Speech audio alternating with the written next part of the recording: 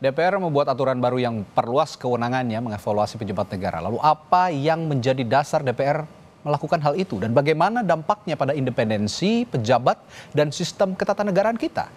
Kita akan bahas bersama Hakim Konstitusi periode 2003-2008 Marwarar Siahaan dan anggota Badan Legislasi DPR Daniel Johan. Selamat malam Bapak-bapak. Malam, Bang. Malam semua. Baik.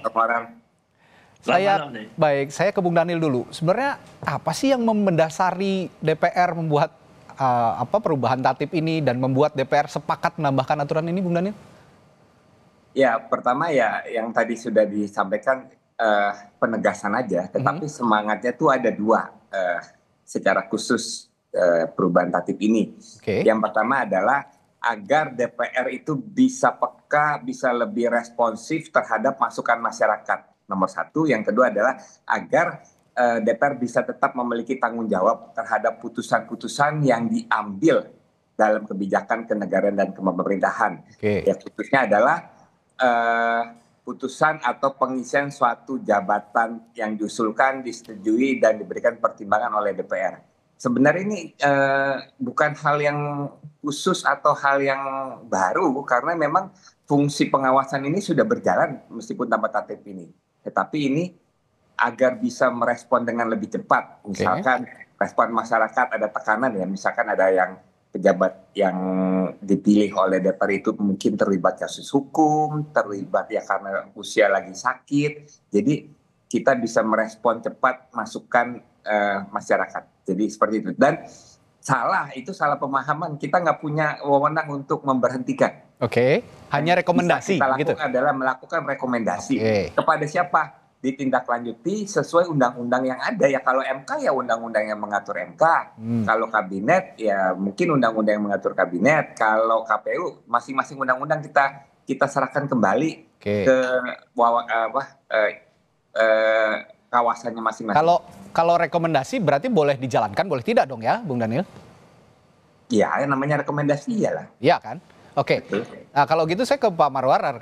Itu katanya sifatnya rekomendasi. Apakah selama ini hal yang baru atau selama ini sudah pernah terjadi, Pak Marwarar, sebenarnya untuk hubungan legislatif mungkin dengan yudikatif kalau di ranahnya Pak Marwarar begitu?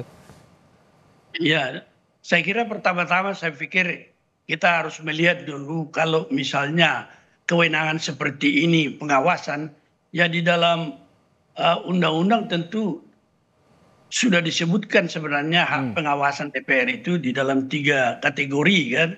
Apakah itu dalam bidang pelaksanaan undang-undang, kemudian pengawasan di bidang anggaran dan saya kira yang lain-lain juga. Tetapi problem utama di sini ada dua.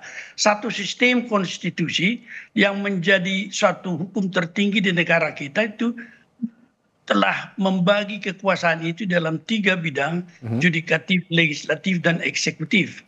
Oleh karena itu kalau kita misalnya di dalam paradigma perubahan konstitusi yang lalu dikatakan ketiga kewenangan ini adalah suatu kewenangan yang setara, tetapi dia dikatakan ada pemisahan kekuasaan, namun dia di dalam satu check and balance. Artinya memang boleh ada satu saling check and balance satu yang lain.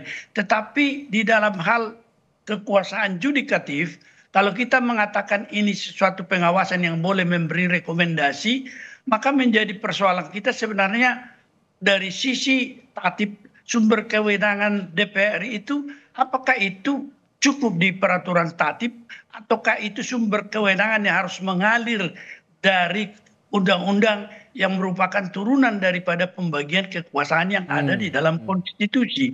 Ini problem yang sangat mendasar saya kira kalau setiap saat kita melihat bahwa keinginan memperbaiki itu tidak berdasarkan suatu sistem di dalam konstitusi. Karena akibatnya nanti boleh kita lihat di masa lalu bagaimana DPR merekomendasikan seorang hakim konstitusi without due process of law, tanpa suatu pemeriksaan yang cukup layak terhadap apa yang menjadi hak daripada hakim itu, diperiksa dulu baru kemudian diberhentikan, itu tidak terjadi. Dan itu sebenarnya menjadi suatu masalah inti apakah kita mau menerobos apa yang dikatakan independence of the judiciary yang universal sifatnya. Ya. Barangkali dari sini dulu saya sudahi komentar saya pertama.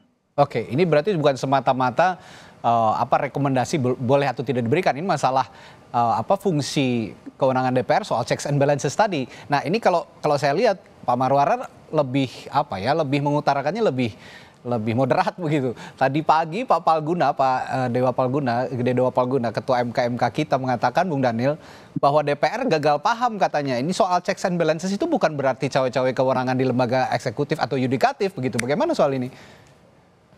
Kita bukan cawe-cawe ya, tetapi memang menjalankan konstitusi, undang-undang yang memang sudah diatur selama ini.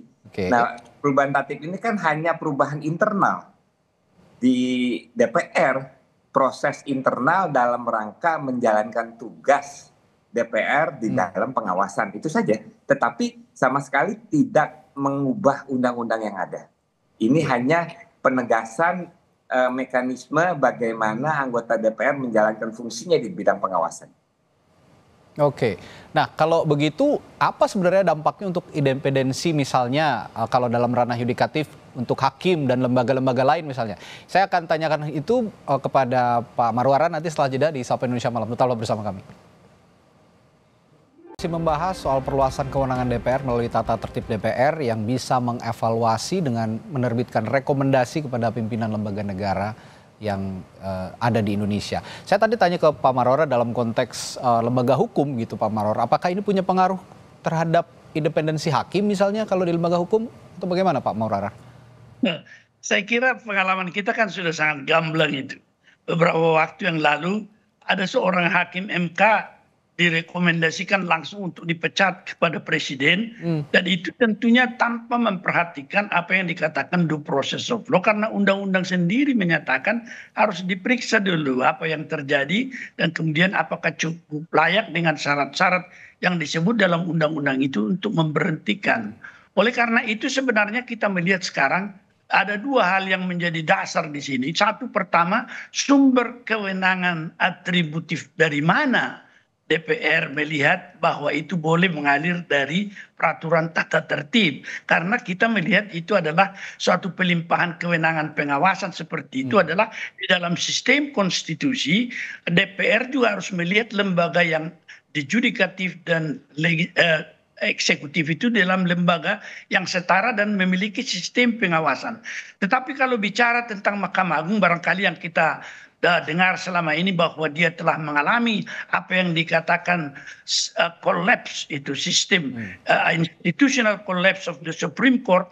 Seharusnya inilah yang menjadi perhatian barangkali dari DPR untuk melihat dari porsi perundang-undangan bagaimana melakukan perbaikan itu yang bisa melakukan konsolidasi, restrukturisasi dan lain sebagainya, dan di dalamnya akan ditanam sistem evaluasi dan pengawasan itu yang layak kita lihat kepada praktek-praktek ada di dunia tanpa menyejamah independensi peradilan itu, tetapi kita bisa melakukan pengawasan dan kemudian dari rekomendasi yang disimpulkan dari evaluasi bisa melakukan pemecatan, saya kira. Oke, ada dua pertanyaan terakhir kalau gitu ke Bung Daniel.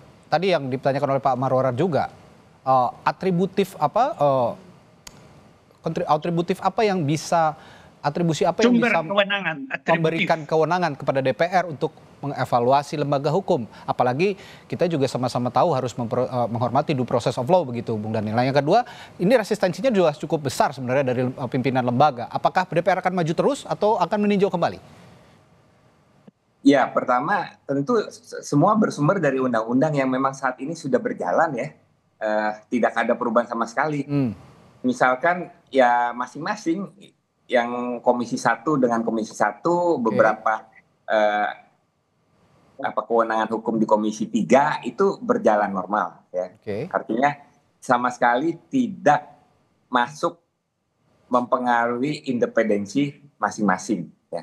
Tetapi justru yang kita harapkan sebagai lembaga yang melakukan pengawasan ya, ada pasal ini justru semakin meningkatkan kinerja dari para pihak.